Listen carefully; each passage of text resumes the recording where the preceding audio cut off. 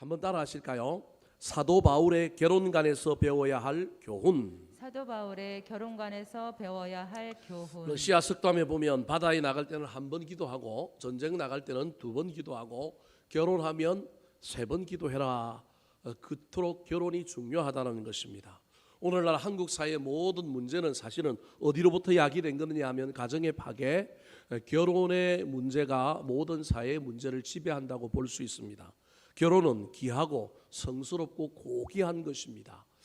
사회가 고도로 발달하고 또 민주화되고 민주화를 넘어서 자본주의가 발달하면 발달할수록 결혼이 오염되고 가정이 파탄나는 것이 유럽에서부터 보여지고 있는 중요한 사회의 모습입니다.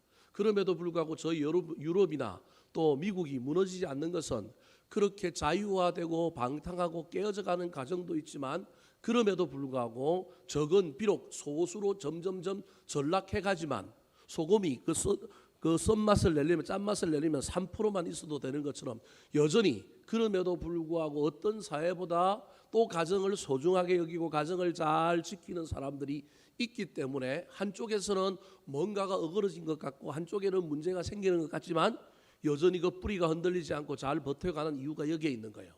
우리는 유럽에 있는 교회가 다 죽었다고 옛날에 목사님들 통해 얘기 들었잖아요. 다 죽었습니다. 지금도 여러분 교회들이 자꾸 모스크로 바뀌고 나이트 클럽으로 바뀌고 왜 교회가 나이트 클럽으로 바뀌느냐면 기둥이 없잖아요. 우리 교회도 지금 뭐가 없어요? 기둥이 없잖아요. 기둥이 없기 때문에 저 천장은 아스팔트로 콘크리트로 못 덮은 거예요. 덮으면 어떻게 될까 봐? 무너질까 봐. 그래서 이상하게 처리를 사실은 해놓은 거예요. 비만 안 셀 정도로. 근데 오래되니까 그게 새서 다시 이제 그 위에 얹은 거예요. 저도 처음에 와서 저 문제를 고민하는 가운데 저기 다시 공구리를 칠까 했는데 아무리 생각해봐도 자신이 없는 거예요. 내려가 보니까 빔이 지나가긴 하는데 빔만 있지 그걸 받치고 있는 게 없는데 공구리를 치면 그거 어떻게 되겠어요? 교회당이 기둥이 없어서 넓단 말이에요. 그러니까 뭐 하기 딱 좋아요. 나이트클럽 하기 좋은 거예요. 그래서 서구 유럽의 교회들이 망하고 이슬람의 사원인 모스크로 바뀐다든지 또는 뭘로 바뀌느냐 하면 술집에 팔려서 나이트클럽이 되고 이런 일들이 일어납니다. 여전히 서구 유럽과 또 저 미국의 교회들은 쇠퇴하고 믿는 자들이 줄어가는 건 사실이지만 그럼에도 불구하고 우리보다 훨씬 기독교가 부흥하고 있고 기독교가 훨씬 더 교세가 심한 강한 나라들보다 뿌리나 전통은 그곳에 훨씬 더 강한 사람들, 더 신실한 사람들, 더 괜찮은 사람들이 남아있기 때문에 그렇습니다. 저는 개인적으로 우리 한국 사회가 망하지 않고 우리 한국 사회가 건강하려면 교회가 죽지 않아야 된다. 저는 그 생각합니다.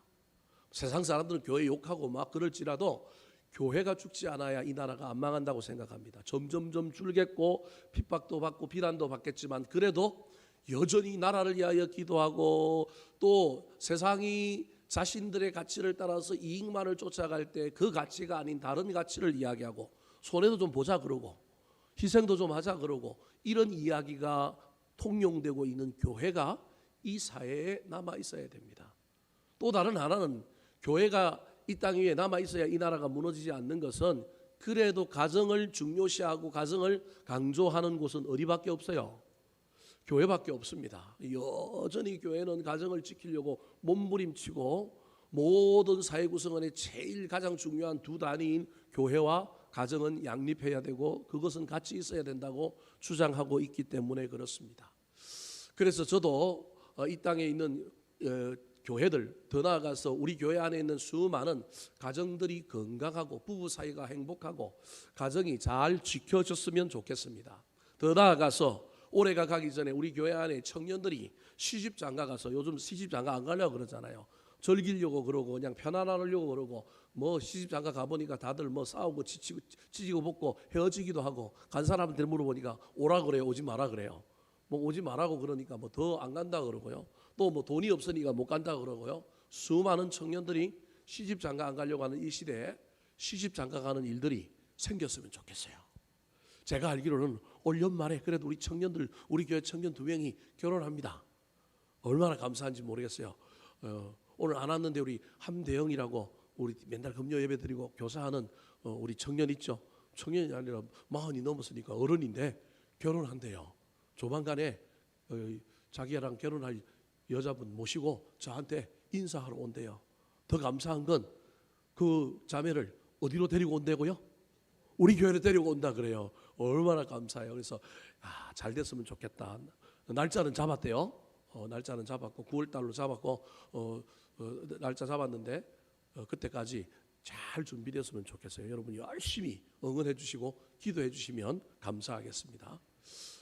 교회 안에 청년들이 결혼하고 또 결혼한 가정에서는 생명이 태어나고 어렵고 힘들지만 또 세속의 가치 속에 살아가는 것이 정말로 어려운 일이지만 그럼에도 불구하고 우리 신혼부부들이 또 열심히 분투하여 살아가는 일들이 우리 눈앞에 보여서 응원해 주었으면 좋겠어요. 저와 여러분의 삶이 그러한 자들을 위하여 축복하는 가운데 우리의 삶도 기도하는 가운데 우리의 삶도 잘 될 줄로 믿습니다.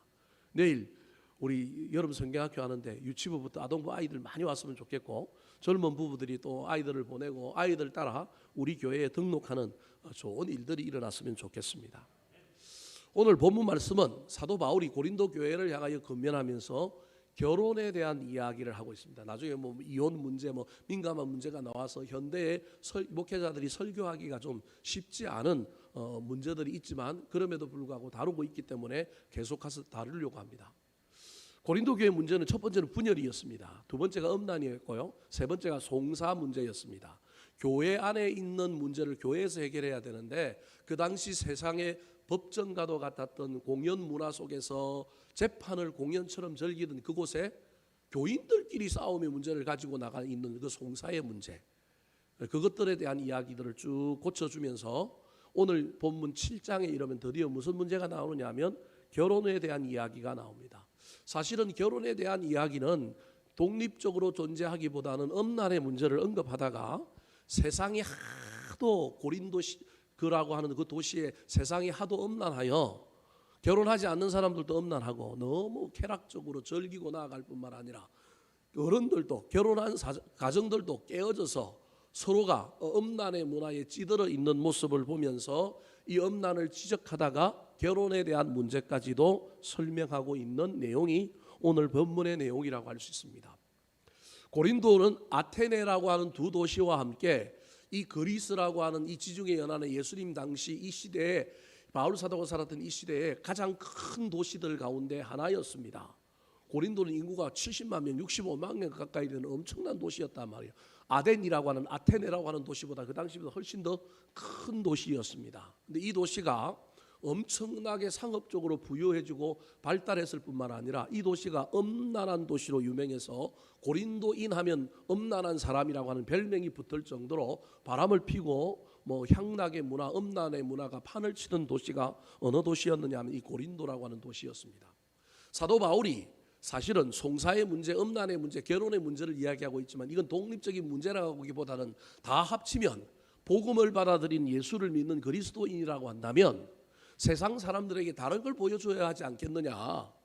세상 사람들이 걸어가는 길을 걸어가는 게 아니라 다른 길을 걸어가고 세상 사람들이 살아가는 식과 방식대로 살아가는 것이 아니라 하나님의 식과 방식대로 살아가서 세상 사람들이 다르네 라고 이야기해야 되는데 어찌하여 너희들은 복음을 받아들여 놓고도 세상 사람들과 똑같거나 세상 사람들보다 더하냐라고 하는 문제 때문에 편지를 보내면서 하나하나 짚어주고 있는 것입니다.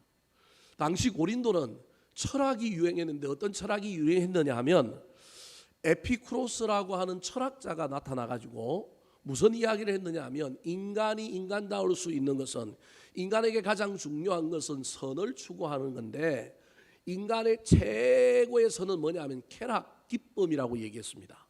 이게 에피쿠로스 학파라고 하는 그리스 철학의 유명한 학파입니다. 기쁨을 추구하는 것. 근데 그 기쁨도 두 가지가 있는데 어떤 기쁨이냐 하면 정신적인 기쁨, 무엇을 알아가는 기쁨, 무엇을 깨달은 기쁨, 그런 어떤 정신적인 기쁨을 먼저 강조한 학파가 어떤 학파였느냐 하면 에피쿠로스라고 하는 학파였습니다.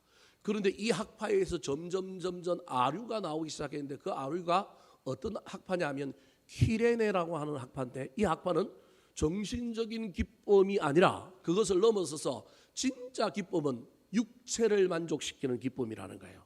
무엇을 알아가는 기쁨, 좋은 일을 하는 기쁨, 뭘 깨닫는 기쁨. 그래서 정신적으로 기뻐하는 인간이 최고의 인간이었는데 그런 인간이 최고의 인간이 아니라 그 기쁨을 머리로만 깨닫는 것이 아니라 뭘로 느끼느냐 하면 온몸으로 감성으로 감정으로 다 누리는 사람이 최고의 선을 추구하는 사람이요, 그 사람이 그냥 초인, 플라톤에 얘기하면 철학자라는 거예요. 좋은 초인과 같은 사람이라는 거예요. 그래서 여러분 사회가 풍족해졌죠. 철학적으로 문화의 사조가 절기라고 가르쳐 주시오. 그러니까 사람들이 전부 정신적인 그런 쾌락, 좋은 선, 좋은 기쁨을 추구하던 사람들은 일부만 남겨놓고 전부 누구를 추종하기 시작하느냐 하면 에피쿠로스보다는 누구를 더 추앙하기 시작하느냐면 키레네라고 하는 사람, 철학자를 추앙하여 이 도시가 전부 어디에 미쳐가느냐 하면 육신을 만족시키는 엄란, 감각적인 것, 술, 도박, 마약, 공연이 나쁜 건 아니지만 하여튼 그런 쪽으로 점점 미쳐가고 있는 도시가 어떤 도시였느냐 하면 이런 도시였어요. 그런데 여기에 더하여 그리스라고 하는 나라는, 그리스 로마 신화라고 하는 그런 그 신전들이 있는데, 뭐 신들이 너무 많아요. 그리스 로마의 신화에 보면 뭐 바다의 신 포세이돈, 하늘의 신 누구, 뭐 땅의 신 누구, 신들이 얼마나 많은지 모릅니다. 근데 그 신들을 섬길 때 그 신들이 이 에피쿠로스 학파와 키레네 학파의 영향으로 말미암아 이 신들을 섬길 때 최고의 신들을 만나고 신과의 연합이라고 하는 것에 반드시 뭐가 있어야 되냐면 기쁨이 있어야 된다는 거예요. 그 기쁨을 어떤 뭐 종교를 떠나서 그 그리스 로마의 이야기에 하면 그 각각의 신들이 가지고 있는 가치들이 있단 말이에요. 뭐 미의 신이라든지 뭐 전쟁의 신이라든지 승리의 신이라든지 이 신들이 있단 말이에요. 그 신들의 가치들을 깨닫고 그 가치를 실현하는 기쁨을 초창기는 추구하다가 에피쿠로스 학파가 무너지고 키레네 학파가 들어서기 시작하니까 이 키레네 학파의 영향으로 말미암아 감각적인 기쁨을 추구하는 것을 종교의 영역까지 들어오기 시작하는 거예요. 그러면서 모든 신들을 만나는 예배 행위 가운데 음란의 행위가 들어오면서 음란의 행위를 통한 기쁨이 신과의 만남이라고 주장하기 시작하는 문화들이 생기는 거예요.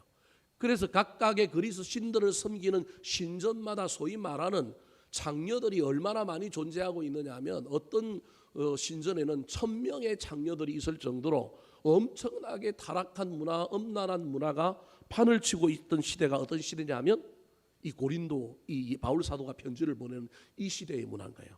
거기에 복음이 전해졌으니 복음을 들었으면 바뀌어야 되는데, 예수 믿는 사람들이 바꾸고 그들과 다르게 살아야 되는데 그들과 다르게 살지 않고 처음에는 반짝반짝 빛이 나다가 그 빛이 점점 줄어들기 시작하면서 세속에 물들기 시작하고 뭘 따라가기 시작하냐면 세속을 따라가는 거예요. 여기에는 누가 한 몫을 했느냐 하면 유대교에서 개종한 유대인들이 흩어지면서 디아스포라 하면서 어디까지 왔느냐 하면 고린도까지 왔는데 이들이 교회 안에 들어왔는데 헬라인들은 원래 일부 일처제였단 말이에요. 일부 일처제였는데 공식적으로는 일부 일처제고 고린도의 음란 문화 때문에 소위 말하는 남자는 여러 여자를 만들어 놓고 일부 다처제, 정식의 일부 다처제는 아니었지만 바람을 피우고 있었는데 유대인들이 교회 안으로 들어왔는데 유대인들은 구약에서부터 일부 일처제가 아니라 뭘 유지하고 있었어요? 여러분들은 제가 하는 말이 잘 이해가 안 될 거예요. 우리는 구약에 나오는 사람들 하면 전부 좋은 사람들이기 때문에 전부 일부 일처였다고 생각하는데 아브라함이 일부 일처였어요? 아니면 일부 다처였어요? 야곱이 일부 일처예요? 일부 다처예요? 네. 그러니까 유대인들은 여러분 일부 다처라고 하는 것을 가지고 있는 거예요. 문화적으로 용인이 되어 있는 자신들 조상 때부터 가지고 온 이 문화가 있는 거예요. 특별히 돈이 좀 있는 사람들은 훨씬 더 그 물질적인 풍요를 가지고 일부 다처제를 가지고 있는 유대인들이 고린도 교회 안에 딱 들어왔는데 시대의 사조, 문화, 사회상과 우리보다 먼저 복음을 받아들이고 예수를 먼저 믿는 사람이 보니까 아내가 몇 명 있어요? 여러 명이 있단 말이야. 그러니까 고린도에서 새로 예수를 믿는 사람들이 저들이 우리보다 예수를 먼저 믿었는데 저들도 부인이 몇 명 있으니까 서너 명 있고 두서너 명 더 있고 그러다 보니까 우리도 따라해도 뭐 하겠네? 되겠네. 이런 사도들이 사상들이 생겨와가지고 교회 안에 음란한 문화가 들어와서 고린도 시내에 있는 시민들의 삶이나 교회 안에 있는 사람들의 삶이나 윤리적으로 도덕적으로 전혀 다른 것이 없는, 그래서 교회를 다니면서도 바람을 피우고 한 여자의 남편과 아내이면서도 남편은 또 다른 여자가 있고 여자는 또 다른 남자가 있는 음란의 문화가 판을 치고 있는 거예요. 중요한 건 그 밑에서 그 부모들의 삶을 보고 자란 젊은 애들도 결혼을 아직 안 했어요. 결혼을 아직 안 했는데 이 젊은 애들이 결혼 정년기에 이르렀는데 이들이 결혼도 하기 전부터 뭘 하고 있느냐 하면 그 도시의 문화를 따라서 한 남자가 여러 여자가 있는 거예요. 여자가 여러 남자가 있는 거예요. 이런 문화를 보면서 사도 바울이 이거는 안 되겠다 싶어서 편지를 써서 이 결혼의 문제를 찝어주고 있는 거예요. 자, 1절 말씀 같이 한번 읽어볼까요? 시작. 너희가 쓴 문제에 대하여 말하면 남자가 여자를 가까이 아니함이 좋으나. 자, 고린도 교회 사도 바울이 편지를 몇 번 썼다고 제가 여러분에게 이야기했느냐 하면 4번 썼다 그랬어요. 고린도전서 앞에 한 번 있고요. 고린도전서가 있고요. 고린도후서 앞에 눈물의 편지라고 하는 편지가 있고요. 고린도후서가 있고요. 총 4번을 편지를 써요. 저기 너희에게 쓴 문제에 대하여라고 할 때 쓴 문제는 고린도전서를 보내기 전에 누가 사도 바울에게 질문을 하여 그 질문에 대한 대답을 써준 적이 있다는 거예요. 그때 사도 바울이 뭐라고 얘기했느냐 하면 이런 얘기를 했다는 거예요. 무엇을 물었는지는 모르겠는데 사도 바울이 먼저 대답한 첫 번째 편지에서 대답한 내용이 뭐냐면 남자가 여자를 뭐 하지 아니함이 좋다고요? 가까이 아니함이 좋으나. 여러분 에피쿠로스라고 하는 학파, 키레네 학파라고 하는 학파가 판을 치고 있을 때 또 다른 학파가 하나 있었는데 그 학파가 뭐냐 하면요, 스토아 학파예요. 스토아 학파, 이 금욕주의거든요. 금욕주의 계열의 철학을 공부하고 어떤 신학의 사조 속에 있는 사람이 사실은 누구냐면 사도 바울이에요. 그러니까 사도 바울은 엄격하게 그리스 철학으로 분류하면 어디에 속한 사람이냐, 스토아 학파, 금욕주의에 해당되는 사람인 거예요. 금욕주의적인 관점에서 저렇게 이야기하는 것일 수도 있지만 사도 바울의 어떤 생각의 철학의 지향, 가치관의 지향점이 금욕주의에 있었기 때문에 저런 말을 하는 것도 있지만 저 얘기는 좀 더 다르게 다시금 해석을 좀 해봐야 될 필요가 있어요.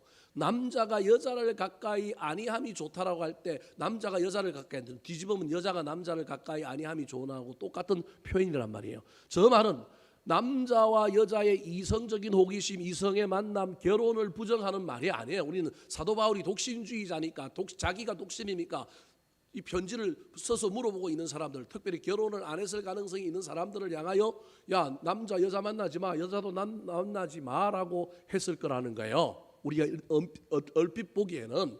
그런데 저 표현은 저런 것이 아니라 남자가 여자를 가까이 한다라고 할 때 가까이 한다라고 하는 말은 헬라어 원문에 의하면 소위 말하는 스킨십을 넘어서 손을 댄 것을 얘기하는 거예요.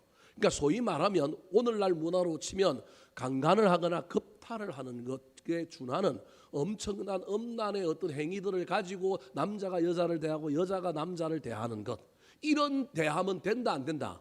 안 된다라는 거예요. 그럼 이제 저 말을 오늘날 보기에 우리가 보기에도 아니 뭐 그건 당연한 문제인데 왜 저 말을 저렇게 대답을 해줬을까?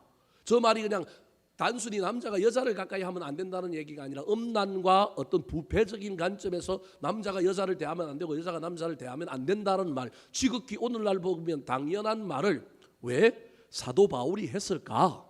그 말은 이런 말이에요. 사도 바울이 첫 번째 편지에서 두 번째 편지와 마찬가지로 음란의 그 도시의 음란의 문제에 대하여 이야기하면서 음란을 하지 말라고 수없이 첫 번째 편지에서도 이야기를 했단 말이에요. 그러면서 뭐라고 얘기했느냐 하면 부모들이 음란함으로 말미암아 자녀들도 음란에 노출되어서 이미 부부 사이의 정조를 지키고 부부 사이에도 이걸 지키지 못하는 이 부모들의 모습을 보면서 부모들을 엄하게 꾸짖을 뿐만 아니라 이 부모들의 이야기를 통하여 누구에게도 건면을 했느냐 하면 아까 자식들에게도 건면을 한 거예요. 근데 이 자식들이 가만 생각해 보니까 음란이 잘못됐다고 얘기하는데 그 음란이 잘못됐다는 얘기는 이 자식들의 머릿속에서는 어디에서 잘못된 것으로만 이해하느냐 하면 부부관계 속에서는 바람을 피우면 안 되고 정조를 지켜야 되는데 그걸 안 한 부모들을 향하여 사도 바울이 엄행했다고 질책하고 예수 믿는 사람으로 그러면 되느냐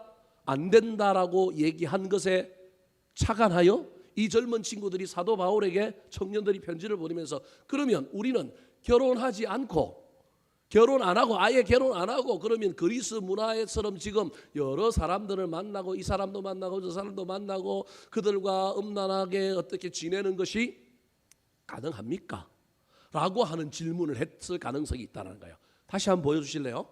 지금 제가 여러분이 설명을 어렵게 해가지고 여러분 지금 이 말이 무슨 말인지 이해가 안 될 텐데, 사도 바울이 첫 번째 편지에서 어떤 편지를 썼는데 첫 번째 편지를 받은 사람들이 어떤 그 질문을 한 것에 대한 대답을 줬다는 거예요. 그 질문의 내용이 뭐냐면, 그러면 결혼 안 하고 자유스럽게 그 고린도 시대의 문화처럼 우리가 남자를 만나고 여자를 만나고 즐기는 것은 괜찮습니까? 이렇게 물었을 가능성이 있다라는 거예요. 그 물음에 대하여 사도 바울이 뭐라고 대답하느냐면, 그러면 된다 안 된다? 안 된다. 안 된다고 하는 말을 엄청나게 강조해버리는 바람에 아예 남자는 여자한테 뭐 하면 안 된다? 가까이 가면 안 된다까지 간 거예요. 무슨 말씀이 이해되시죠? 우리가 어떤 일들을 아주 강하게 부정하게 안 하게 하려고 뭘 하면 어떻게 된다라고 이야기하는데, 그 이야기는 사실은 좀 문제가 있는 말인 거예요. 예를 들어 같으면 지난 주일에 제가 설교했던 것처럼, 여러분 문둥병 환자는 아이를 잡아먹지 않았는데 어린 아이들이 문둥병 환자에게 가서 올까 봐 부모들이 문둥병 환자가 뭐 잡아먹는다 그랬다고요?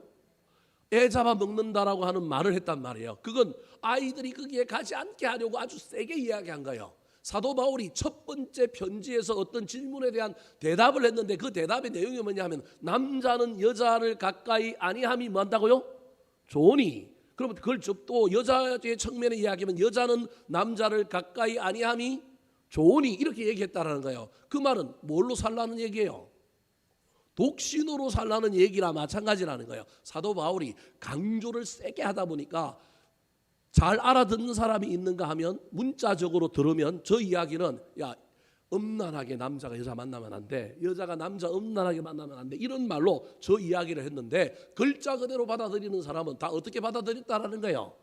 차라리 남자는 여자를 가까이 하지 말고 여자도 남자를 가까이 하지 말고 금욕적으로 사는 것이 이 시대의 고린도 문화, 세속의 문화에 저항하여 우리 그리스도인들이 살아야 할 삶이다, 이렇게 이해가 되어버린 거예요. 자, 이제 무슨 말씀이 이해되시죠? 이렇게 이해가 돼버린 거예요. 사도 바울도 독신이죠. 그러니까 기독교는 결혼 안 하는구나, 기독교는 남자랑 여자랑 안 만나는구나. 김제에 가니까 그 금산에 기역자 예배당이 있는 것처럼 남녀 7세 부동석에 갖고 남자는 이쪽에 여자는 이쪽에 앉는구나, 그런 것처럼 아예 접촉을 안 해야 되는구나, 이게 기독교다라고 하는 잘못된 인식을 심어준 것에 대하여 교정하려고 지금 얘기하는 거예요. 음란에 대한 문제도 이야기하지만 음란을 강조하면서 음란을 방지하기 위하여 만나지 말라고 한 것도 그냥 순수한 마음으로 만나는 것을 금한 것이 아니라, 음란한 어떤 목적을 가지고 이 남자 저 남자 만나는 걸 만나지 말라라고 이야기했는데, 그게 남자가 여자를 가까이 아니함이 좋다, 이렇게 표현했는데, 그 말을 어떻게 전부 받아들였느냐 하면, 우리는 금욕주의로 삼아서 결혼도 하지 말고 남자는 여자 만나지도 말고 가까이 가지도 말고 여자도 남자 곁에도 가지 말고, 우리 기독교는 금욕주의로 사는 기독교. 그걸 어떻게 살아? 그러니까 그 말은 능력이 없고 그 말은 아무 의미가 없으니 그냥 되는 대로 살아, 이렇게 되어버렸다는 거예요. 지금 제가 설명한 거 이해되시죠? 그래서 말씀이 선포됐는데도 불구하고 말씀을 붙들고 실험해야 되는데, 그렇게 살 수는 없지. 그래서 그 말씀을 무시하고, 그러면 세상 사람들하고 다르게 살아야 되는데 다르게 살아야 될 기준이 없으니까 그들이 그냥 애매모호하게 살고 있거나, 고린도 교회 시민들하고 똑같이 세상 사람들 똑같이 여전히 살고 있는 이 모습을 보면서, 음란의 문제만 얘기하면 안 되고 음란 문제뿐만 아니라 음란을 하면 안 된다고 이야기하면서 무슨 이야기를 했냐면, 결혼을 잘해야 되고 그 결혼의 중요한 원칙을 잘 알려줘야 되겠다라고 하는 생각을 사도 바울이 두 번째 편지에 했다라는 거예요. 그래서 두 번째 편지에 음란에 대한 경계, 음란에 대한 질책뿐만 아니라, 그러면 음란의 반대가 뭐냐면 좋은 결혼과 아름다운 가정을 꾸리며 사는 것이라는 거예요. 이해되셨죠? 그 이야기를 하려고 음란 대신에 무슨 얘기를 하고 있느냐 하면, 음란을 넘어서서 결혼에 대한 이야기를 지금 하려고 시동을 걸고 있는 것입니다. 흔히 이 당시 사람들뿐만 아니라 우리도, 사도 바울은 독신주의자요, 사도 바울은 결혼에 대하여 반대하는 사람이다, 그렇게 흔히 이야기합니다. 그러나 사도 바울은 본인은 독신으로 살았지만 결혼을 반대하는 사람이 아니라 오늘 본문에서는 궁극적으로 고린도 교회 교인들을 향하여 음란하지 말고 뭐 하라고 얘기하고 싶은 거예요? 결혼하라라고 이야기하고 싶은 거예요. 그리고 그 결혼을 제대로 된 결혼, 아름다운 결혼으로 만들어 가라라고 한 이야기를 하고 싶어서 이 이야기를 하는데 많은 사람들은 사도 바울은 독신주의자요, 결혼하지 말라고 얘기했다라는 거예요. 사도 바울은 오늘 본문 끝에 또 이야기합니다. 그렇다고 독신주의자들은 그럼 나쁘냐? 그것도 아니라는 거예요. 자, 6절과 7절 말씀 같이 한번 읽어볼까요? 6절 7절 시작. 그러나 내가 이 말을 함은 허락이요 명령은 아니니라. 나는 모든 사람이 나와 같기를 원하노라. 그러나 각각 하나님께 받은 자기의 은사가 있으니 이 사람은 이러하고 저 사람은 저러하니라. 사도 바울이 말이 왔다 갔다 하기 때문에 사람들이 자꾸 헷갈리는 거예요. 자, 1절에서는 만나지 말라 그랬다고 2절부터는 결혼에 대한 강조를 하다가 6절에 오면 또 뭐라 그러냐면 그러나 내가 이 말을 하면, 이 말은 뭐냐면 결혼하라는 거예요. 결혼해서 잘 살라는 거예요. 제대로 된 결혼을 하라는 거예요. 이 말을 하면 허락이요? 뭐는 아니라고요? 명령은 아니다. 꼭 결혼해야 되는 건 아니다. 그러면서 또 뭐라고 얘기해요? 나는 모든 사람이 누구가 갖기를 원한다고요? 나와 같기를 원한다는 거예요. 결혼하라 그랬다가 또 자기는 독신으로 살고 있으니까 독신주의자처럼 살라고 그러는 또 이야기하는 거예요. 그러면서 7절에 그러나 각각 하나님께 받은 자기의 뭐가 있으니? 은사가 있으니 이 사람은 이러하고 저 사람은 뭐 아니라? 저러하니라. 상황이 아니라, 여러분 상황이 아니라 결혼할 돈이 없고 우리 엄마 아버지한테 내가 너무 막 시달림을 당하고 너무 내가 가정에 엮이는 피해를 받고 난 결혼 안 하겠다 이런 게 아니라 정말로 혼자 사는 게 괜찮은 사람은 혼자 살아도 된다는 거예요. 그게 은사라는 거예요. 혼자 있으면 외롭고 고독한 사람은 혼자 살면 안 되죠. 혼자 사는 게 불편한 사람은 혼자 살면 안 되죠. 그러니까 결혼이라고 하는 것이 원래 일반적인 대전제인데 사도 바울이 독신이니까 그 독신 때문에 독신의 문도 열어놓는다고 이야기를 하는 것이 사도 바울 입장에서 이야기하는 것이 훨씬 더 커 보여서 독신에 대한 이야기를 더 많은 이해로 받아들이는 사람이 고린도 교회에 생기는 거예요. 근데 사도 바울이 저 이야기를 저렇게 했던 이유가 있어요. 그럼 사도 바울도 원래 머릿속에는 대부분 사람은 뭐 해야 된다는 거예요? 결혼해야 된다는 거예요. 근데 결혼 안 할 사람도 있는데 그 사람들은 은사 있는 자만 하나님께서 그 은사, 독신의 은사를 주신 사람만 결혼 안 하고 살아야 된다는 거예요. 근데 자기가 저렇게 강조하는 이유는 나와 같기를 원한다. 모든 사람이 나와 같기를 원한다라고 했던 이유는 뭘까요? 오늘 보면 뒤에 보면 그 이유가 나옵니다. 자, 7장 26절 같이 한번 읽어볼까요? 시작. 내 생각에는 이것이 좋으니 곧 임박한 환난으로 말미암아 사람이 그냥 지내는 것이 좋으니라. 사도 바울 입장에서는 임박한 종말론, 주님이 곧 오실 줄 알았단 말이에요. 그래서 주님 곧 오실때 오시기 전까지 더 많은 일을 해야 되고 더 주님의 일을 해야 되는데 결혼해서 사사로이에 매이면 안 된다는 거예요. 지난 수요일도 우리가 공부했잖아요. 디모데한테 너는 군사다. 군사로 다니는 자는 사사로이 얽매이면 된다 안 된다? 안 된다. 그런 의미로 자기와 같기를 원한다는 거예요. 그러니까 독신으로 갖기를 원한다는 게 아니라 하나님 나라의 영광을 위하여 하나님 나라를 위하여 사용되는 것에 나와 갖기를 원한다라고 하는 의미가 훨씬 더 그 앞에 아까 6절과 7절에 있었던 말에 담겨 있는 내용인데 문자적으로 받아들이는 사람은 사도 바울은 독신주의자요, 독신을 원하는 사람이구나. 사도 바울은 독신의 은사가 있었던 사람이 아니고 사도 바울은 독신의 은사가 있었던 사람이 아니고 주님이 올 날이 얼마 안 남았기 때문에 자기는 주님께 쓰임받아서 그 일을 더 열심히 해보고자 하는 그 의도 때문에 결혼을 뭐 한 거예요? 안 한 거예요. 결혼의 은사가 있었던 사람이 아니고 그래서 나와 같이 되기를 원한다라고 얘기할 때 은사 있는 자기도 은사가 없는 걸 아는데 자기와 같이 되기를 원한다라고 하는 저 표현은 무슨 말이냐면 나처럼 하나님 나라를 위하여 포기하고 모든 것에 올인하는 그 일에 나를 닮아가는 사람이 많아졌으면 좋겠다. 그런 의미로 받아들이는 것이 더 옳다는 거예요. 정리를 해봅시다.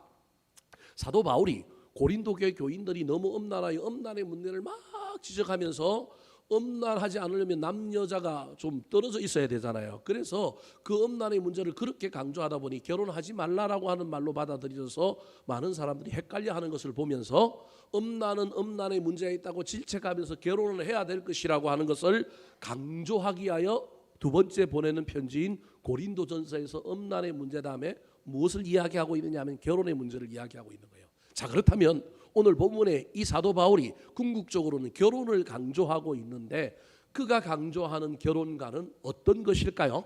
첫 번째입니다. 따라 하시겠습니다. 피난처가 되는 결혼과 일부 일처주의. 피난처가 되는 결혼과 일부 일처주의. 말이 좀 어려울 수 있는데 결혼은 하나님이 만들어 주신 피난처라는 거예요. 교회는 죽어가는 영혼의 피난처예요. 그러니까 사도 바울은 철저하게 결혼 가정을 교회와 동일시 놓고 있어요. 동일시에 두고 있어요. 그래서 가정과 교회의 가장 중요한 문제는 뭐냐 하면 피난처여야 한다는 거예요. 또 다르게 얘기하면 구원처여야 한다는 거예요. 구원 장소인 교회와 가정을 피난처로 얘기하는 거예요. 그걸 오늘날 세상적인 용어와 기독교 용어가 좀 빠져 있는 용어로 얘기하면 가정은 안식처라는 거예요. 그러니까 일하던 사람이 실컷 일하고 집에 오면 뭐 하는 곳이에요? 쉬는 곳. 우리는 흔히 그렇게 이야기하는 것을 안식처라고 이야기하는데 오늘 본문에서 사도 바울은 가정을 좀 더 다른 의미, 안식처의 개념을 넘어서는 뭘로 표현하고 있냐면 피난처로 설명하고 있어요. 자, 2절 말씀 같이 한번 읽어볼까요? 2절 시작. 음행을 피하기 위하여 남자마다 자기 아내를 두고 여자마다 자기 남편을 두라. 자, 저기 피하기 위하여라고 하는 단어가 피난처라는 말이에요. 저 구절을 글자 그대로 해석하면 그럼 이제 골치 아픈 해석이 생깁니다. 음행을 피하기 위하여 남자마다 자기 아내를 두고 여자마다 자기 남편을 두라는 거예요. 결혼은 고귀한 건데 결혼 자체가 목적이 아니라 음란의 문제, 남하고 바람 피우는 성적인 욕구를 해소하지 못하니 아내를 두고 성적인 욕구를 해소하기 위하여 결혼하라. 저렇게 해석되는 거예요. 문자 그대로 해석하면. 사도 바울이 저렇게 얘기했다라는 거예요. 문자 그대로 해석하면 음행을 피하기 위하여 딴 데 가서 바람 피우는 것을 피하기 위하여 너 뭐해? 결혼해. 그 결혼의 목적이 뭐 안 하려고 결혼한 거라고요? 바람 안 피우려고. 음행을 뭐 하려고? 피하려고 결혼한 거라는 거예요. 문자 그대로 해석하면. 편협한 해석일 뿐만 아니라 저 구절이 저렇게 해석되면 이제 골치 아픕니다. 하나님은 결혼을 그렇게 만들어 놓지 않았는데 그럼 사도 바울이 신학이 뒤떨어지거나 이상한 사람이라서 아니 어떻게 결혼에 대한 이야기를 하면서 음행을 피하기 위하여 남자마다 자기 아내를 두고 여자마다 자기 남편을 두라고 이야기했을까? 저 이야기에 의하면 결혼은 신성한 것이 아니라 어떤 대리도구, 피신처라고 해석이 되는데 저게 저런 말일까? 신학자들이 저 문제를 놓고 공부하는 가운데 저 피하기라고 하는 단어의 원문을 찾아보고 그렇게 해서 해석 내린 결과가 있습니다. 이게 적극적인 해석인데요. 음행으로 이해하지 말고 뭘로 이야기하면 죄라고 하는 단어로 두면 된다는 거예요.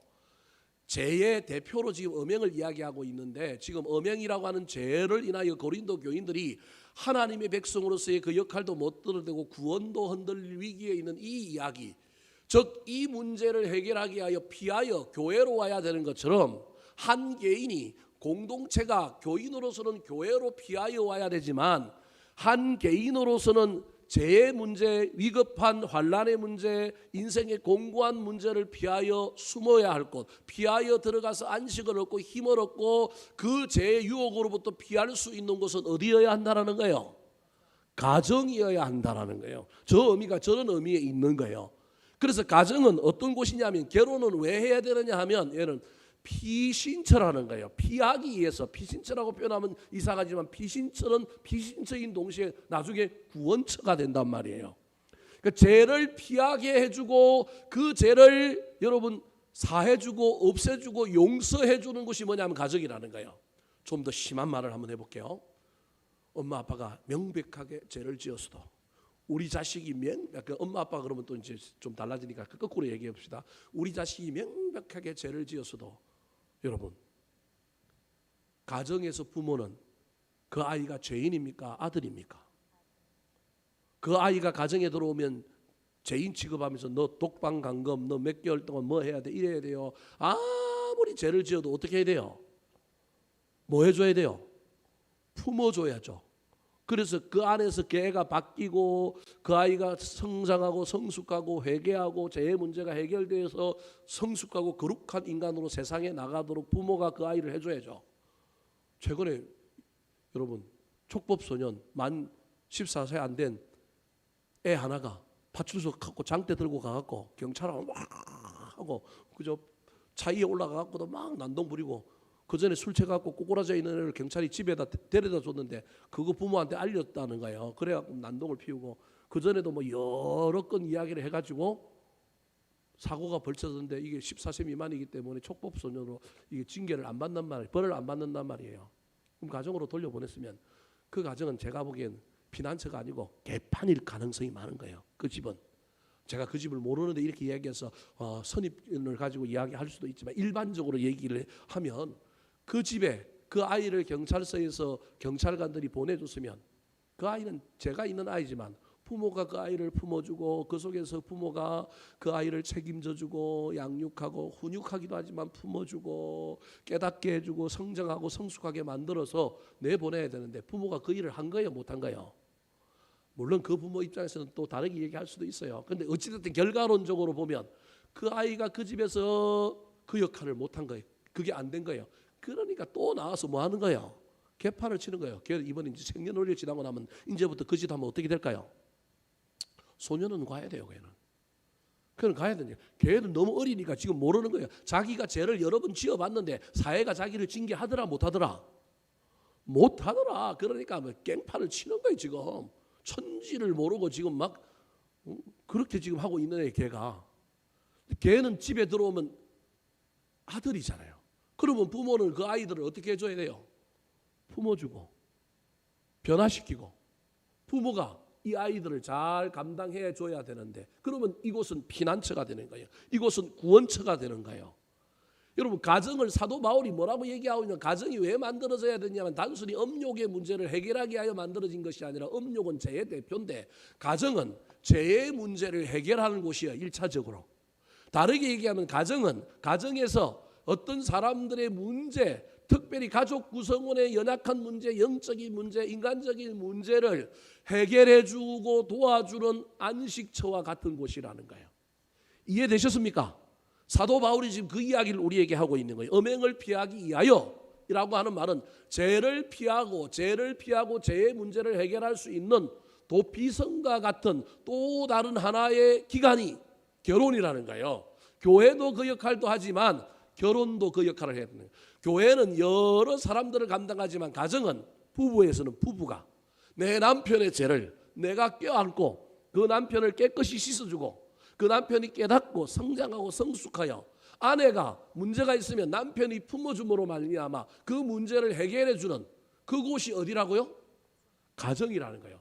단순히 욕구를 해결하기 위한 수단으로 가정을 만들어라는 얘기가 아니라 가정은 음행의 문제를 해결해 주는 곳, 다르게 하면 음행은 죄인데 죄의 문제를 해결해 주는 곳이라는 거예요. 그런데 요건 여러분 가능하면 인격적인 문제라서 1대1이어야 한다는 거예요. 가능하면 책임감을 가지고 있어야 되기 때문에 여러 사람이 다루면 안 되고 한 사람이 인격적으로 한 문제를 해결해 줘야 되기 때문에 남자마다 자기 아내를 주고 여자마다 자기 남편을 두라. 이게 일부 일처제거든요. 이 이야기를 듣고 있는 유대인들은 고린도교회 유대인들은 뜨끔했을 거예요. 그래서 일부 일처제를 두고 각각이 인격적으로 한 사람의 영혼의 문제, 내면의 문제, 한 사람의 문제를 해결해 주라. 왜냐하면 하나님도 유일신인데 성도들도 유일신인 하나님을 섬기는 유일 성도가 되기 위한 이 연습을 어디서부터 하라는 거예요? 가정에서부터 하라는 거예요. 그래서 가정에서의 인격성, 책임성 이런 것을 배우는 곳이어야 한다는 거예요. 자, 어렵게 설명하면 여러분 더 헷갈릴 것 같으니까 여러분 가정은요 죄의 문제를 해결해 주는 곳이어야 합니다. 여러분 이해가 안 될까요? 교회가 그 일을 해야 되는데 그럼 교회는 뭡니까? 교회도 합니다. 작은 교회가 뭐라는 거예요? 가정인 거예요. 가정. 결혼이라고 하는 제도는 우리는 결혼하면 신나고 기쁘고 즐겁고 환상 이런 것만 얘기하는데 결혼이라고 하는 제도로 만들어지는 가정은 가족의 무슨 문제를 해결해 주는 곳이라고요? 죄의 문제를 해결해 주는 곳이라는 거예요. 제 문제를 경감해주고 제 문제를 들어주고 도와주고, 이게 가정이라는 거예요. 그래서 가정이 집이냐 집구석이냐는 나 같은 사람이 돌아오느냐 돌아오지 않느냐의 문제에 있는 거예요. 당자가 나갔는데 돌아오잖아요. 돌아옴으로 말미암아 그의 죄의 문제는 어떻게 되는 거예요? 해결이 되잖아요. 누가 있으니까? 아버지가 품어주는 아버지가 있으니까. 그런데 그 관계, 가족이라는 관계, 결혼이라는 관계가 아니면 여러분 돌아갈 곳이 없다라는 거예요. 품어줄 사람이 없다라는 거예요. 물론 사회 여러 기능 가운데 그렇게 역할하는 사람도 있지만 숙명론적으로 책임을 지는 유일한 관계, 그건 뭐라는 거예요? 가정, 결혼이라는 거예요. 또 다른 관계가 있는데 그 교회라는 거예요. 그러니까 가정에서 이 관계를 배워야만이 교회 공동체의 관계가 훨씬 튼튼해지는데, 우리는 교회가, 가정이 이런 연관성 속에 있다는 걸 생각하지 않는 거예요. 그래서 가정은 행복한 곳, 좋은 곳, 이런 곳으로만 이해하지, 가정이 작은 교회로서 무슨 문제를 해결하는 곳이라고요? 죄의 문제를 해결하는 곳이고, 특별히 성경이 일부 일처제를 주장하는 이유는 한 사람이 한 사람에게 순결을 지키고 한 사람이 한 사람을 바라보고 살아야 될 이유는 하나님과의 관계의 영역에서 신앙의 지조와 신앙의 순결의 문제인 동시에 죄의 문제는 한 사람이 한 사람으로 책임을 져야만이 해결되는 문제라는 거예요. 여러 사람이 해결해 줌으로 해결되는 것도 있지만 한 사람이 에너지를 가지고 시간을 가지고 마음과 열정을 가지고 그 사람의 문제를 붙들어야만이 해결되는 문제가 무슨 문제라고요? 죄의 문제라는 거예요. 자, 이제 가정의 문제를 이렇게 이야기했기 때문에 여러분 이제 머리도 아플 뿐만 아니라 가정이 재미가 없을 거예요. 이제 오늘 계속 이런 이야기만 할 거기 때문에 여러분이 그럴 거예요. 근데 가정은 즐겁고 행복한 것이지만 여러분 기억해야 됩니다. 누군가가 타락하고 누군가가 문제를 일으키고 누군가가 삐끗 어긋나고 실패했을 때, 그래도 세상은 다 벌주고 세상은 다 뭐라 그러지만 품어주어서 구원하고 씻어주고 피하게 해주고 힘을 얻게 만들고 다시금 태어나게 만들어주는 것이 어디라고요? 가정이라는 거예요. 여러분, 부모와 자식 관계에서는 이게 이해가 되는데 부부관계는 오늘 이게 이해가 안 되는 거예요. 뭐하고 말지? 헤어지고 말지. 무슨 말씀 이해되시죠? 근데 하나님이 원래 만들었던 가정은 부부 사이에도 이거 하라고 만들어준 거라는 거예요. 이거 하라고. 잘 기억하셔서 힘들고 어려운 오늘날 시대에 정말로 수틀리고 성격 안 맞고 헤어지는 이 상황 속에서 가정은 행복을 주고 나를 기쁘게 하고 나에게 유익을 주는 것이라고 이야기했는데, 기독교 사도 바울이 이야기하는 가정은 여러분 피하는 곳이라니까요. 죄의 문제를 해결해 주는 곳이라니까요. 1대1로 그 사람을 책임지고 그 사람이 다시 거듭나도록, 그 사람이 다시금 완전해지도록 거룩해지도록 만들어주는 곳이 어디냐면 가정입니다. 두 번째, 또 다른 여러분 바울 사도의 결혼관입니다. 따라 하시겠습니다. 갚고 주장하지 않는 돕는 배필의 교훈. 갚고 주장하지 않는 돕는 배필의 교훈. 결혼입니다. 돕는 배필의 결혼입니다. 여러분, 창세기에 최초로 하나님께서 아담을 만들고 그다음에 하와를 만들고 가정을 만들어 주시면서 하나님이 만드신 결혼 제도의 핵심은 돕는 배필입니다. 서로가 서로에게 돕는 배필이 되려는 겁니다. 자, 창세기 2장 18절과 24절 말씀 같이 한번 읽어볼까요? 시작. 여호와 하나님이 이르시되 사람이 혼자 사는 것이 좋지 아니하니 내가 그를 위하여 돕는 배필을 지으리라 하시니라.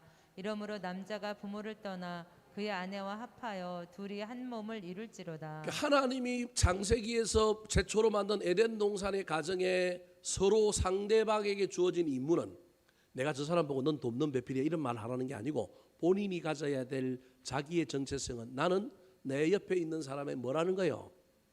이게 나의 정체성이에요. 상대방이 나보고 너 그런 정체성 가져 이러면 안 되고, 누가 가져야 될 정체성이라고요? 내가 가져야 될 정체성이에요. 여러분, 내가 가져야 될 정체성을 상대방이 계속 강요하면 큰일 납니다. 그 정체성을 가져야 되는 거예요. 그 정체성을 가질 때 어떻게 되느냐 하면 둘이 합하여 둘이 뭘 이룬다고요? 한 몸을 이룬다는 거예요. 이건 육체적인 한 몸을 이야기할 뿐만 아니라 더 나아가서 온전한 연합을 이야기하는 말입니다. 자, 사도 바울이 피하여 거듭나고 새롭게 되는 것이 가정이요, 그때는 일부 일처져야만이 그 일이 온전히 이루어질 수 있다는 것을 첫 번째 이야기하고 난 다음에 두 번째는 뭐라고 얘기할까요? 자, 3절과 4절 말씀, 저 돕는 배필이라고 하는 관점을 가지고 한번 읽어볼까요? 자, 3절과 4절입니다. 시작. 남편은 그 아내에 대한 의무를 다하고 아내도 그 남편에게 그렇게 할지라. 아내는 자기 몸을 주장하지 못하고 오직 그 남편이 하며 남편도 그와 같이 자기 몸을 주장하지 못하고 오직 그 아내가 하나니. 자, 우리 다 여기 청년도 없고 다 어른이니까 그냥 저 3절과 4절을 문자 그대로 읽으면 이런 거예요. 부부 관계에 있어서 남편은 그 아내에 대하여 뭘 다한다고요? 의무를 다해야 돼요. 나의 기쁨, 나를 만족시키는 배우자가 아니라 나는 내 배우자에게 뭘 다하는 사람이라고요? 의무를 다하는. 저건 한 몸, 육체적인 몸과 관련하여 부부 관계를 얘기하는 이야기예요. 글자 그대로는. 나는 아내에 대하여 뭘 다하는 사람이라고요? 의무를 다하는 사람이에요. 아내도 남편에게 의무를 다하는 사람이에요. 서로가 상대하고 너 나한테 의무 다해 이러면 안 되고, 본인들이 가져야 될 정체성은 뭐냐면 나는 아내에게 의무를 다해야 되는 거예요. 4절에는 아내는 자기 몸을 뭐 하지 못하고 주장하지 못한다는 거예요. 내가 오늘 컨디션이 안 좋다고 나는 싫다라고 말하는 것이 아니라 내 몸을 주장하는 건 내 몸을 마음대로 소유하고 내 몸대로 가지는 사람은 누구라고요? 남편이라는 거예요. 그러면 여러분 저 이야기 속에 남편의 에베소서에 나오는 것처럼 남편 쪽에서만 관련하여 쓰고 있으면 괜찮은데 또 뭐라고 얘기하면 그 남편도 그와 같이 자기 몸을 주장하지 못하고 오직 누가 한다고요? 아내가 주장한다는 거예요. 저기서 나오는 단어가 여러분 의무를 다한다는 단어와 주장이라고 하는 단어가 중요한 단어예요. 그럼 저게 무슨 말일까요? 그 남편이 오늘 밤에 나는 그냥 온몸이 아프고 힘들어 죽겠는데 눈을 찡긋하면서 오늘 밤 이렇게 이야기한다고 나는 그냥 내 마음대로 그냥 못하고 그냥 남편한테 난 순순히 순종해라. 그런 말로 문자 그대로 해석된다는 말이에요. 그래서 우리의 의지와 상관없이 상대방의 의지에 따라 무조건 순종하고 무조건 내맡기고 무조건 따라야 하는 것이 결혼이라는 거예요. 미치고 환장하겠죠. 저 얘기가 그런 얘기는 아니라는 거예요. 그러면 저게 그러면 나는 감정도 없는 존재고 나는 그냥 남편이 하자는 대로 그러면 노예네요. 나는 그냥 내 몸은 팔린 몸이네요. 저 문자 저 그대로 얘기하면. 그럼 성경에 보면요 참 우리가 설교하기 곤란한 본문들이 많이 있어요. 저 본문도 그런 본문이에요. 그래서 목사님들이 저 본문들은 잘 설명을 안 하고 넘어가요. 근데 저는 여러분에게 합니다. 어쩔 수 없이 이건 해야 되니까요. 저게 문자 그대로 얘기하면 상대방이 원하는 대로 다 해주라는 거예요. 그냥 내 컨디션, 내 생각, 내 감정하고 상관없이 성경이 저렇게 돼 있잖아요. 여러분 저렇게 해야 된다니까. 그럼 이제부터는 그러면 골치 아파요. 근데 저 얘기가 아니라니까요. 여러분 의무를 다하다라고 할 때 각주가 달려 있을 거예요. 여러분 성경에 주가 달려 있고 뭐라고 적어놨어요? 뭘 갚는다고요? 여러분 성경에 의무라고 하는 말에 각주가 달려 일 돼 있잖아요. 안 돼 있어요? 저 성경책만 돼 있어요? 의무를 다하고의 일자가 있잖아요. 그 일자가 뭐라고 돼 있어요? 갚고라고 돼 있잖아요. 그 의무를 다한다고 할 때 의무를 다한다는 말이 뭘 갚는다는 거예요?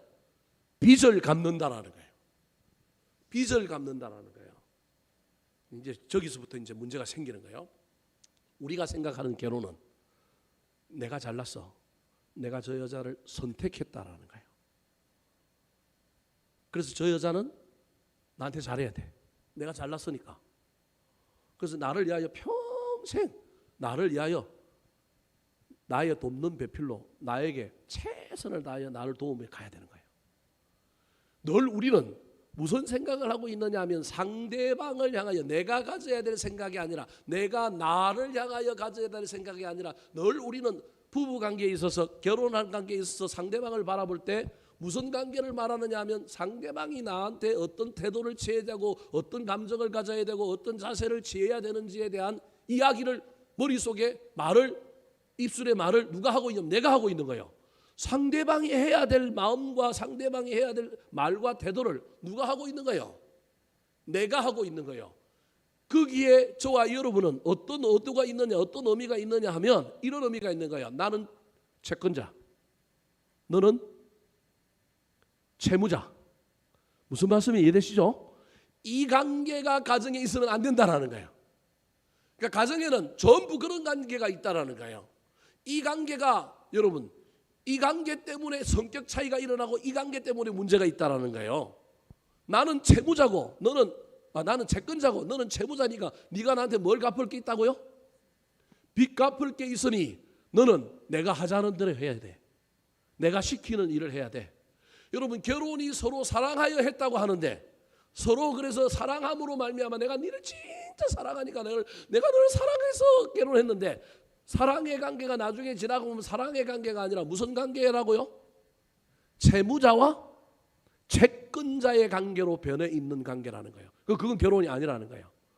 끝까지 결혼은 뭐냐면 사랑의 관계로 가야 되는 거예요. 그래서 저걸 무슨 말이라고 하냐면 거꾸로 해석하라는 거예요. 남편은 그 아내에 대하여 내가 빚을 졌다. 그래서 나는 그 아내를 위하여 뭘 갚아야 된다? 빚을 갚아야 돼. 상대방이 나보고 빚 갚으라고 얘기하는 게 아니라 나한테 무슨 의식이 있어야 된다는 거예요. 채무 의식이 있어야 된다는 거예요. 그게 사랑해서 결혼한 거라니까요. 다르게 얘기하면 나 결혼도 못할 건데 저 남자가 나를 구원해 줘서 뭐 했다고요? 결혼했다는 거예요. 난 볼품이 없는데 이런 볼품이 없는 남편을 저렇게 이쁘고 저렇게 멋진 여자가 나를 남편으로 삼아 주셔서 내가 빛이 난다. 이제 그러면 여러분, 누가 채권자고 누가 채무자예요? 기독교 가정 안에, 하나님이 말하는 가정 안에는 전부 뭐만 있어야 되냐면 채무자만 있어야 된다는 거예요. 왜냐하면 여러분, 이게 하나님과 우리 관계의 이야기를 가정이 그대로 갖고 있다니까. 가정과, 여러분, 교회는 가정과 구원의 역사는 동일한 원리를 가지고 있는 거라는 거예요. 그래서 아까 가정이 죄를 뭐 하는 곳이라고요?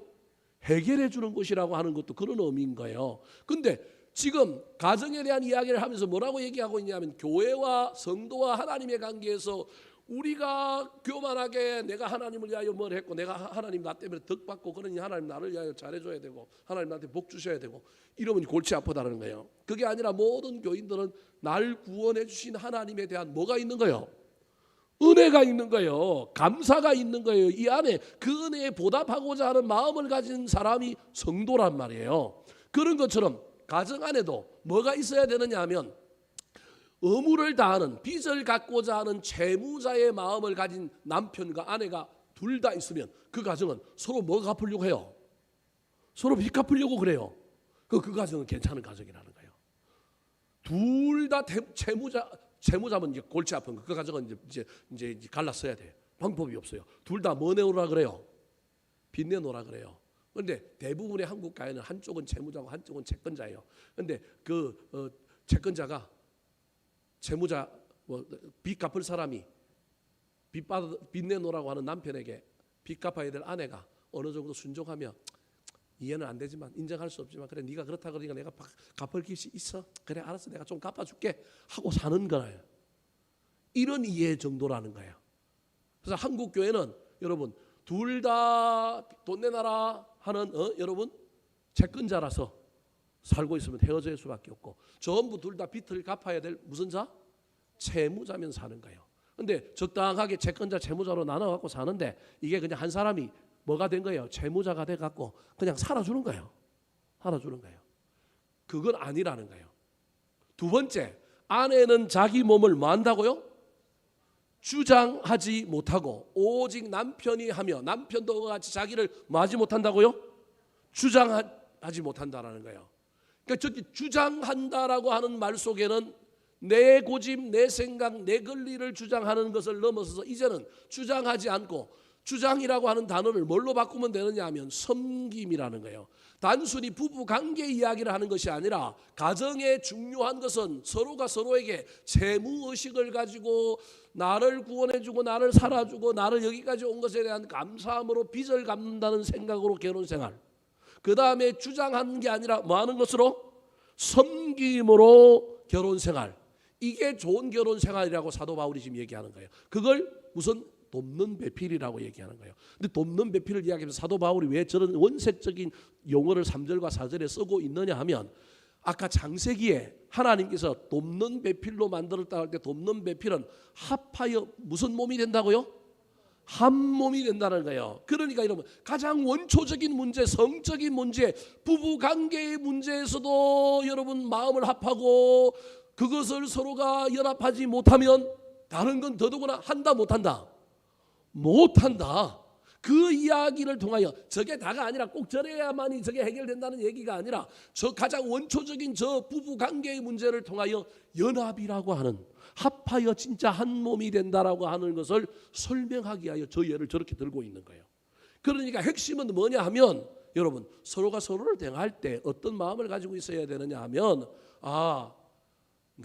이런 나랑 살아준 것에 대하여, 여기까지 나를 잘 보호해주고 인도해준 것에 대하여 감사와 은혜 의식을 가지고 살아가야 될 뿐만 아니라, 나이가 들던 저와 여러분의 삶에 어떤 일이 있든지 저와 여러분이 주장하고 대접받으려고 하는 것이 아니라 섬기고 대접하려고 하는 자세가 결혼 생활 안에 있어야 한다는 거예요. 이게 사도 바울이 우리에게 가르쳐주고 있는 결혼이랄까요. 근데 이건 따지고 보면 여러분, 사람과의 관계의 모든 영역에 적용되는 것뿐만 아니라 신앙의 영역에서 하나님과 우리 사이에도 연결되는 문제라고 하는 사실을 기억했으면 좋겠습니다. 세 번째 사도 바울이 우리에게 이야기하고 있는 결혼관입니다. 따라하시겠습니다. 영광의 목적을 잃어버리지 않는 결혼. 영광의 목적을 잃어버리지 않는 결혼. 여러분, 사도 바울은 결혼을 안 해본 사람입니다. 결혼을 우리가 누리고 있는 인간적인 이 괴로움의 기쁨을 모르는 사람이에요. 그래서 결혼을 이야기하는데 그가 인간적인 기쁨을 누리는 결혼에 대해서 이야기하겠어요? 아니면 신학적이고 고차원적인 문제에 대하여 이야기하겠어요? 당연히 신학적이고 고차원적인 문제에 대해서 이야기할 수밖에 없는 거예요. 사도 바울이 결혼에 대해서 이야기하면 첫 번째로는 교회처럼 결혼이라고 하는 가정은 재해 문제를 해결하는 곳이어야 한다는 거예요. 이거 잊어버리면 안 된다는 거예요. 그 안에 기쁨도 있고 즐거움도 있고 막 인간적인 그러한 것도 있지만, 결혼과 가정의 가장 중요한 문제는 내 가족을 책임지고 내 가족을 건강하게 만들고 내 가족을 거룩하게 만드는 것에 핵심이 있다는 거예요. 근데 자기 아내를 거룩하게 만들지 않고 죄인 만들고요, 자기 남편을 이상하게 만들고 있으면요, 그거 교회가 아니죠. 교회가 가정이라니까요. 가정이 교회라니까요. 두 번째가 뭐였느냐 하면 여러분, 그 가정에서, 그 교회에서 우리가 상대방을 향하여 대하는 태도는 뭐여야 되냐 하면 은혜가 있어야 되는 거예요. 갚아야 한다는 마음을 가져야 한다는 거예요. 저 사람이 나한테 갚아야 될 거라고 생각하는 게 아니고 내가 갚아야 된다니까요. 내가 막 주장하려고 하는 것이 아니라 내가 뭐 한다고요? 섬기려고 해야 된다는 거예요. 세 번째가 어려운 건데요, 이해하기가 힘들 거예요. 자, 5절 말씀을 먼저 한번 읽어보고 설명을 해볼까요? 5절입니다. 시작. 서로 분방하지 말라. 다만 기도할 틈을 얻기 위하여 합의상 얼마 동안은 하되 다시 합하라. 이는 너희가 절제 못함으로 말미암아 사탄이 너희를 시험하지 못하게 하려 함이라. 문자적으로는 저게 무슨 말이냐면 각방 쓰지 말라는 거예요. 그래서 우리는 저 말씀을 이해할 때 각방 쓰지 말라는 말로 이해를 하고 다 문자 그대로 받아들였습니다. 그 말이 틀린 말이 아니에요. 각방 쓰지 말라는 거예요. 그럼 지금 뭐 현대에 전부 각방 쓰고, 각방 안 쓰더라도 침대 2개 따로 놓고 있는 사람들은 전부 저 말씀에 위배된 지금 삶을 살고 있는 거예요.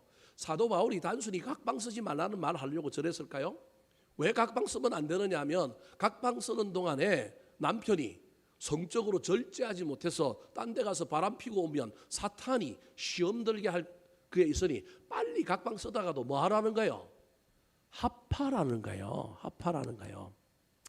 여러분, 저 이야기 속에 숨겨 있는 것이 뭐냐 하면, 다만 기도할 틈을 얻기 위하여 합의상 얼마 동안은 뭐 하되? 각방을 쓰되라고 하는 단어가 저 5절의 사실은 핵심입니다. 우리는 서로 분방하지 말라, 각방 쓰지 말라라고 하는 말이 저 본문의 핵심인 줄 알고 있습니다. 지금 둘이 합하여 연합하는 것이 결혼의 가장 큰 목적이잖아요. 그래서 연합되어 있는 가정의 모습이 뭐냐 하면, 방을 분방하지 않고 한 방을 쓰고 한 방 안에서 기쁨이 넘치고 즐거움이 넘치는 거예요.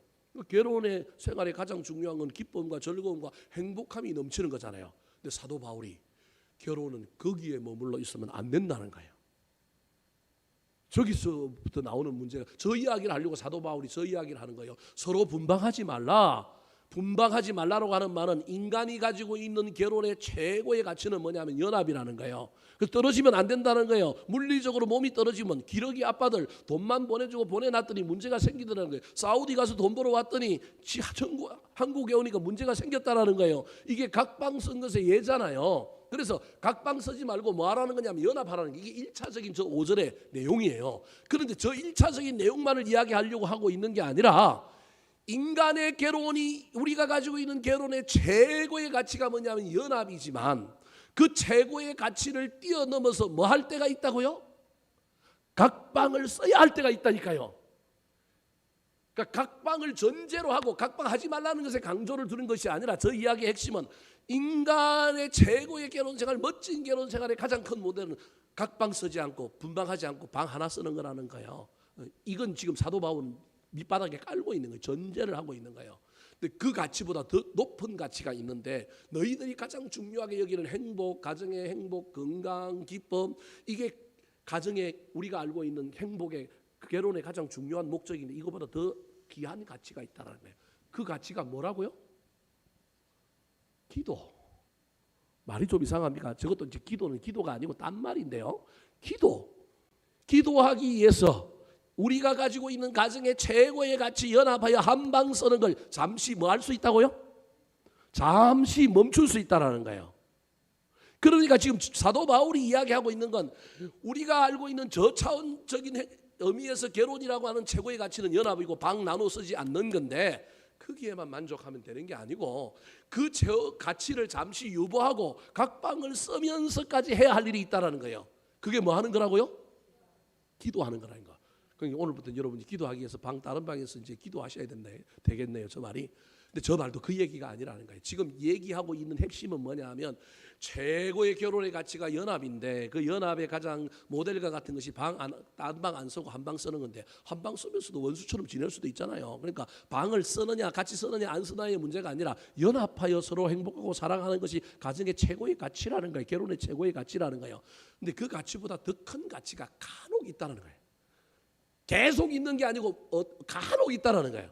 간혹 있는 그 가치를 결혼이라고 하는 행복한 결혼의 가치에 함몰돼 갖고 그 가치를 잊어버리고 살아갈래? 아니면 한 번씩 그 가치를 기억하고 인간의 최고의 가치, 가정의 행복, 잘 먹고 잘 사는 문제를 가지고 살아가는 걸 잠시 한번 멈추고 그 가치를 향하여 나아갈래?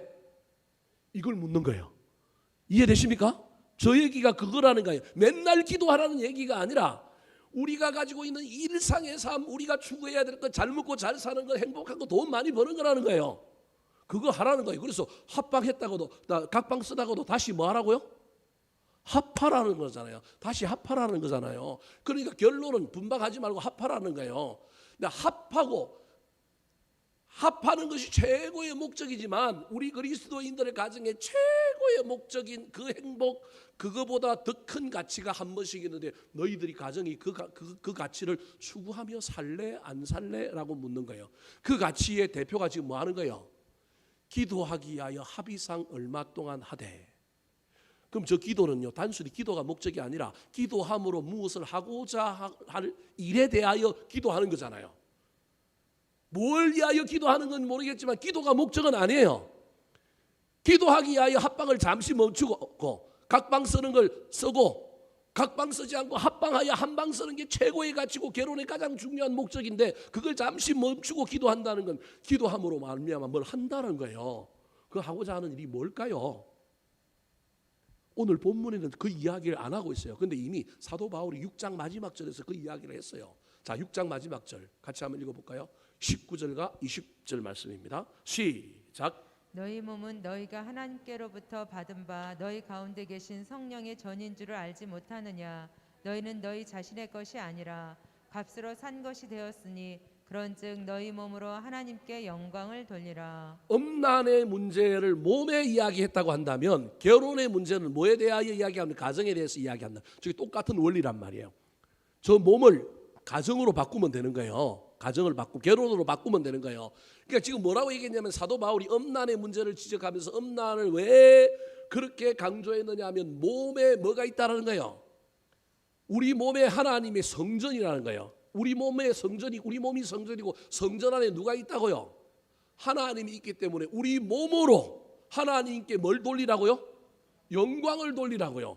이걸 확대 해석하면 몸을 아까 가정으로 결혼으로 바꾸면 우리의 결혼의 최고의 가치는 우리의 가정으로 우리의 결혼으로 두 부부가 하나님께 뭘 돌려야 돼요? 영광을 돌려야 되는 거예요. 이게 똑같은 논리인 거예요. 저와 여러분이 교회로 모여 있는데 교회로 모여 있어서 우리가 교회 신앙생활을 말미암아 하나님께 뭘 돌려야 돼요? 영광을 돌려야 된다니까요. 근데 그게 여러분 많이 있는 게 아니고 가정에서는 행복하게 살고 돈 벌고 잘 사는 게 최고의 가치고 그게 엄청나게 숫자적으로 많은 가치인데 너희들이 신앙이 있는지 없는지 너가 정말로 하나님 안에서 누리는 결혼의 행복과 기쁨인지 아닌지는 그게 1년에 몇 번이 될지 인생에 몇 번이 될지 모르겠지만 그 행복을 잠시 멈추고 합방을 각방으로 만들어 놓고 그 하나님께 영광 돌리기 위하여 기도하는 가운데 그 일을 향하여 결단하고 그 일을 향하여 준비하고 그 일을 할 수 있느냐. 가정의 최고의 목적은 부부끼리 잘 살고 자식들 잘 키우고 행복하게 잘 사는 것이지만 때로는 가정의 최고의 목적이 하나님이 얼마나 요구하실지는 모르겠지만 결혼의 최고의 목적이 하나님께 뭘 돌리라는 거라고요? 영광을 돌리는 거라는가요? 이거 기억하셔야 됩니다. 한국 교회에서 목사님들이 잘 안 가르쳐요. 개인적으로는 너 하나님을 위하여 헌신하고 영광을 돌리라 그렇게 얘기하지만 가정이 결혼이라고 하는 자체가 이게 하나님께 영광을 돌리는 수단이요 도구여야 한다는 걸 잊어버리면 안 됩니다.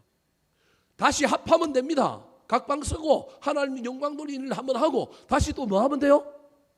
합하면 됩니다. 다시 가정의 행복 우리끼리 잘 먹고 잘 살고 놀고 여행 가고 할 수 있다니까요.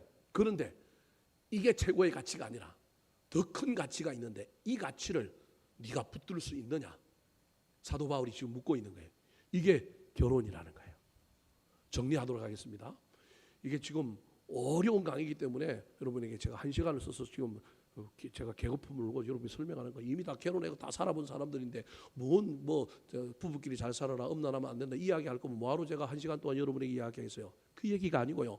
이 결혼이라고 하는 사도 바울이 이야기하는 가운데 아주 중요한 문제가 있다니까요. 중요한 문제가 뭐냐면 첫 번째로는 가정은 우리 남편이 부족함이 있고 우리 남편이 사회생활하다가 죄를 짓고 오고 아내가 때로는 뭔가 좀 부족한 일이 있어도 저 인간 저랬으니 아이고 내가 여지껏 참고 살았는데 이제 나이 들었으니까 나 혼자 알아서 할 테니까 우리 헤어집시다 이러면 될 게 아니고 그래도 그 인간 나이 들어서라도 그 인간을 붙들고 가정이 피난처가 되어서 그 인간의 죄의 문제를 해결해주고 씻어주고 도와주려고 뭐 하는 곳이어야 한다고요? 애쓰고 힘쓰는 곳이 가정이요 교회여야 한다는 거예요. 제가 이 이야기 지금 하고 싶어서 여지껏 이야기해온 거예요. 우리가 생각하는 가정 행복을 추구하고 이런 것이 아니라 여러분 아무리 가족 중에 누구 하나 잘못해도 가족은 가족 편이어야 되는 거예요. 가족이 가족 편이라고 하는 말은 단순히 편들어 준다는 게 아니라 그 문제를 해결해 줘야 돼요.